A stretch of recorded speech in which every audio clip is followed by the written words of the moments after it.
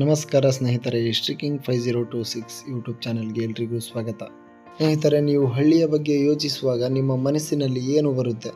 ರೈತರು ಉಳುಮೆ ಮಾಡುವಂತಹ ಹಚ್ಚ ಹಸಿರಾದಂತಹ ಭೂಮಿಗಳು, ಕೆಸರುಮಯವಾದಂತಹ ದಾರಿಗಳು, ಹುಲ್ಲಿನ ಗುಡಿಸಲುಗಳು, ಆಳವಾದಂತಹ ನೀರಿನ ಬಾವಿಗಳು, ಇನ್ನೂ ಹೆಚ್ಚಿನವುಗಳೆಲ್ಲವೂ. ಆದರೆ ತಮಿಳುನಾಡಿನಲ್ಲಿ ಒಂದು ಗ್ರಾಮವಿದೆ ಸ್ನೇಹಿತರೆ.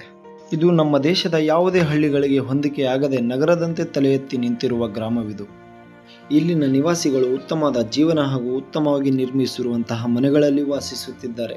ನಿಖರವಾಗಿ ಹೇಳುವುದಾದರೆ ಭಾರತದ ಮೊದಲ ಸಂಪೂರ್ಣ ಮಾಲಿನ್ಯ ಮುಕ್ತ ಗ್ರಾಮವಾಗಿದೆ ಸ್ನೇಹಿತರೆ.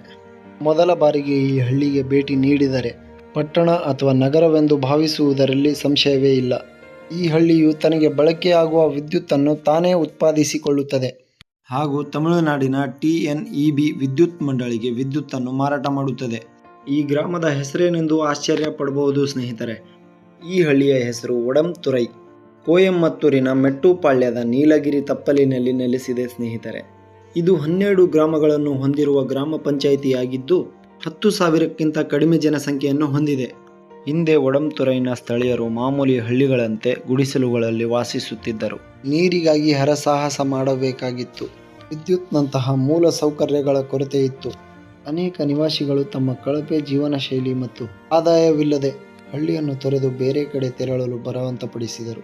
ಆದರೆ 1966ರಲ್ಲಿ ವಿಂಡ್ ಫಾರ್ಮ್ ಕಾರ್ಯಾಚರಿಸಬೇಕೆಂಬ ಗ್ರಾಮಸ್ಥರ ಆಲೋಚನೆಯನ್ನು ಪಂಚಾಯತ್ ಮುಂದಿಟ್ಟಾಗ ಈ ಯೋಜನೆಯನ್ನು ಪ್ರಾರಂಭಿಸಲು ಪಂಚಾಯತ್ 2005-2006ರಲ್ಲಿ ಬ್ಯಾಂಕ್ಗಳಿಂದ ಸಾಲವನ್ನು ಪಡೆದು ವಿಂಡ್ ಫಾರ್ಮ್ ಕಾರ್ಯಾಚರಣೆಯನ್ನು ಪೂರ್ಣಗೊಳಿಸಿ 250 ಕಿಲೋವ್ಯಾಟ್ ವಿಂಡ್ ಫಾರ್ಮ್ ಈಗ ಪ್ರತಿ ವರ್ಷ 6,75,000 ಯೂನಿಟ್ ವಿದ್ಯುತ್ತನ್ನು ಉತ್ಪಾದಿಸುತ್ತದೆ.